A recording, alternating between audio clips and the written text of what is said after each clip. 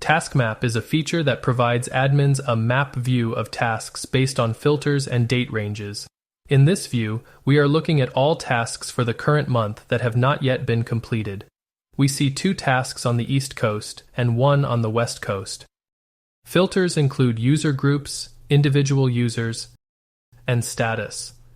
The tasks may be colored by the user's assigned color, the status color, or the assigned task color.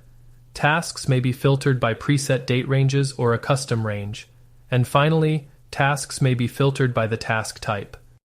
Click on a task to view a summary and click View Details to view and edit all information related to the task. Say, for example, that the task location is incorrect.